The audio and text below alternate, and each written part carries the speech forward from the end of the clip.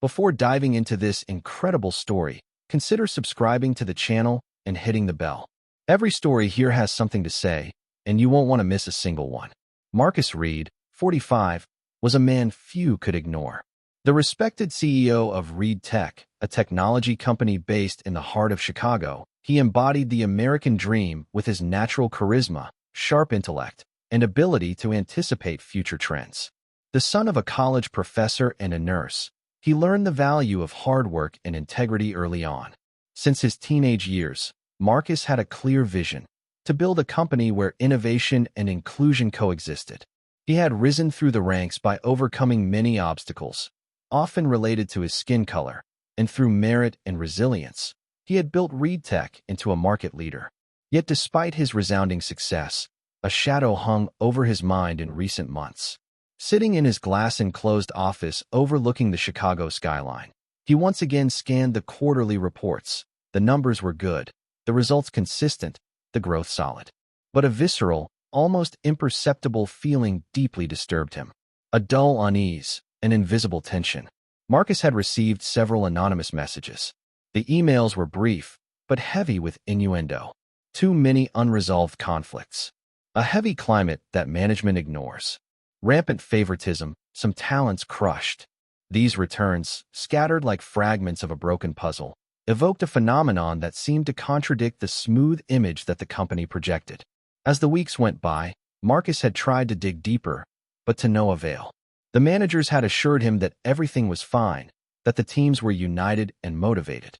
But in the silence of the corridors, he perceived a different, more murky truth. Unexcused absence rates were rising, talent was leaving without explanation, and communication between departments was breaking down. The question haunted him. What's really going on behind these walls? One evening, alone in his apartment, Marcus made a choice that would radically change his approach.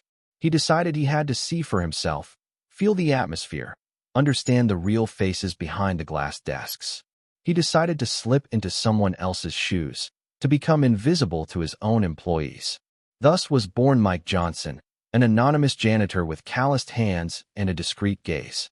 Marcus began a crash course in industrial cleaning, learned to handle a broom and a mop, and adopted a simple, drab uniform, a far cry from his designer suits. No one was to recognize him. On his first morning, Mike walked through the doors of Reed Tech with a bag of supplies and a neutral name badge. Immediately, he felt the air thick with unspoken words. The building, though modern and bright, felt icy. Employees didn't greet each other, avoided eye contact, and spoke in hushed voices. In the corridors, Mike heard murmurs behind closed doors, stifled sighs. When he approached a group of engineers in a corner, he sensed a mixture of fatigue and bitterness. Then, in a small glass-fronted office near the break room, he overheard a conversation between two women. Sarah Mitchell, 29, a brilliant but discreet engineer, confided to her friend. "I give it my all, but management doesn't even see me. They praise my projects in public, but as soon as the door closes, it's like I don't exist." Her friend nodded silently. Mike felt a lump form in his throat. Sarah's frankness, the pain in her words, were a shock. This woman was one of Reed Tech's rising stars, yet she felt invisible. Later, Mike took a break in the staff room. Around him, a group of employees chatted quietly, casting worried glances around them. He caught brief sentences. "It's hard to make yourself heard when you don't have the right profile. Promotions are always for the same people and never for us. You know that if you talk too much, it could cost you your job."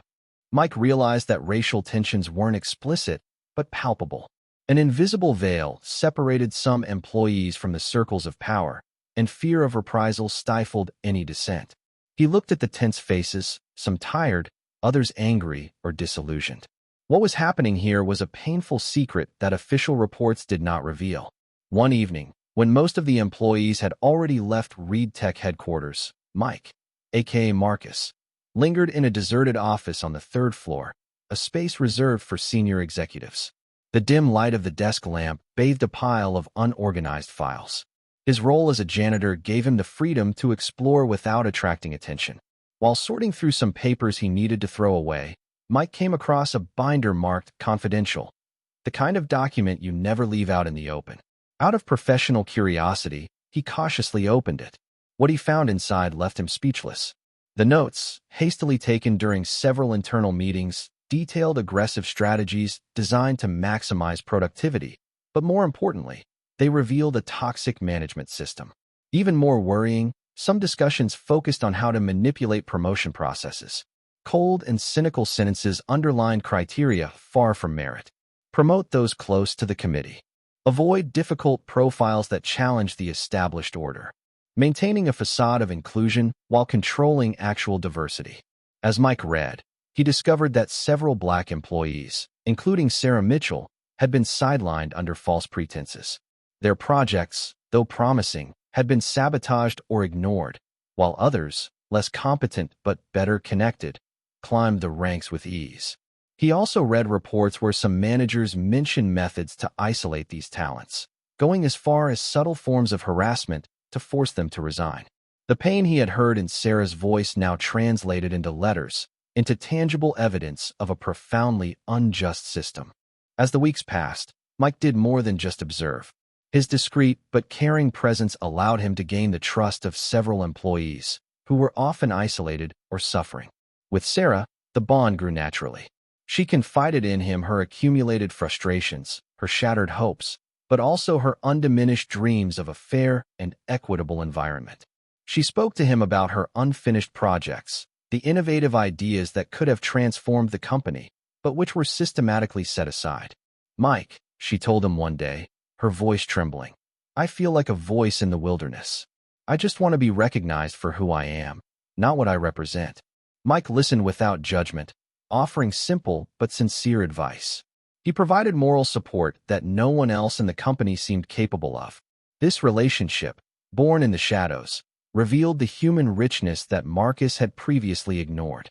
He understood that beneath the technological facade and impeccable figures, his company was a mosaic of stories, hidden talents, but also deep wounds left by years of neglect and contempt.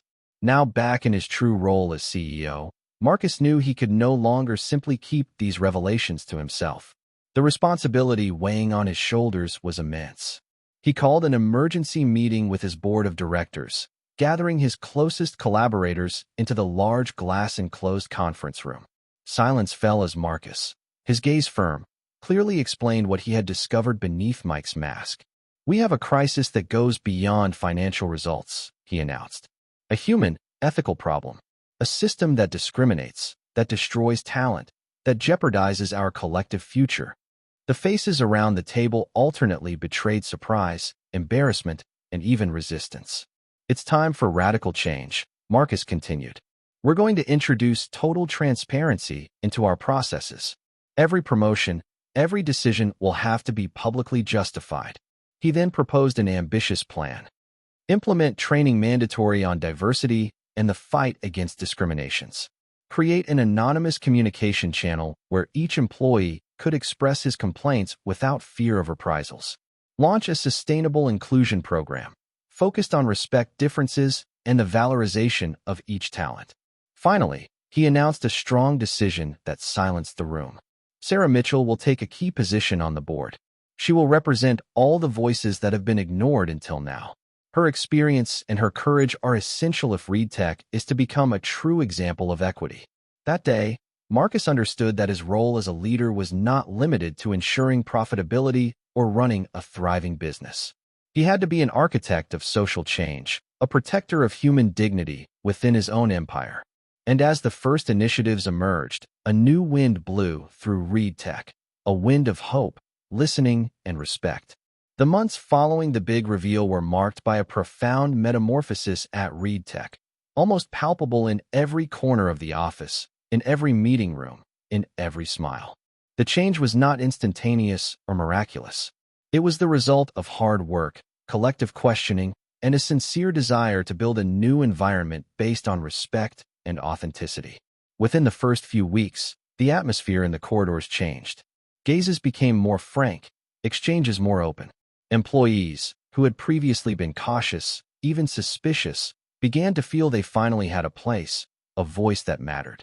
Meetings became spaces for genuine dialogue, where ideas could flow freely without fear of being stifled or ignored. Diversity of opinion was finally seen as a source of wealth, a driving force for innovation. As the new Chief Talent Officer, Sarah Mitchell played a pivotal role. She launched regular workshops to raise awareness among teams about the importance of inclusion, organized discussion groups where everyone could express themselves, and implemented a mentoring system to support employees from diverse backgrounds. Gradually, the numbers proved it. Turnover dropped drastically, unjustified absences became rarer, and productivity skyrocketed. Projects, long held back by rivalries and injustices, came back to life with renewed energy. But beyond the numbers, it was the team spirit that was reborn. We felt a collective pride in belonging to Reed Tech, a solidarity that was previously unknown. For Marcus, this transformation was also personal. He often thought back to his days as Mike Johnson, the heavy silences, the glances that avoided his own, the pain he felt. This experience as a maintenance worker, far from being a simple immersion, had been a lesson in humility and humanity. It had swept away his certainties, broken down his walls, and awakened in him a truer leader, closer to his teams. He realized that economic success, however impressive, was not enough. A company was above all a community, a place where every talent should be able to flourish, where every voice should be heard. One evening, as the sun set behind the Chicago skyscrapers, Marcus and Sarah found themselves in the main conference room. Sarah's eyes shone with genuine gratitude. "Marcus," she said, "thank you. Not just for what you did, but for who you chose to be. The courage to face the truth, to face us. Because of you, Reed Tech isn't just a company anymore, it's a family." Marcus smiled, touched. "It's you and everyone who believes in a better future who made this possible. But I know the road is long. This is just the beginning." They raised their glasses, sealing a covenant based on hope and commitment.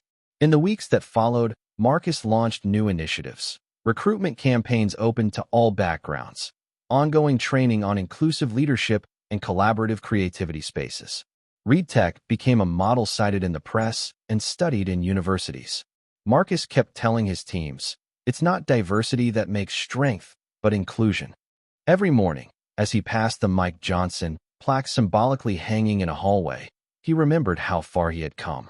The plaque was not just a tribute to his disguise, but a constant reminder that true greatness comes from the ability to listen, understand, and act with heart.